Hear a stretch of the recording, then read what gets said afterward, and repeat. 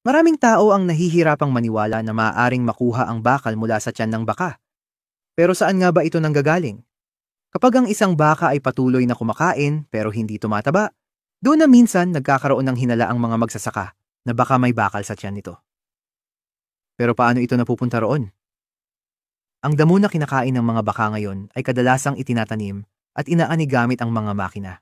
Hindi na bago na may mga pako, alambre, o ibang piraso ng bakal na maaaring malaglag mula sa mga makinang ito habang ginagamit. Kapag nanginginain ang baka, nasasama nila sa pagkain ang mga bakal gaya ng pako o alambre kasama ng damo. Para matanggal ang mga metal na ito, ginagamit ang isang espesyal na kasangkapan na tinatawag na magnetic extractor. Maingat itong ipinapasok sa tiyan ng baka at ang mga bakal ay dumikit sa magnet. Sa paraang ito, ligtas na naaalis ang mga bakal mula sa tiyan ng baka. Thank you for watching.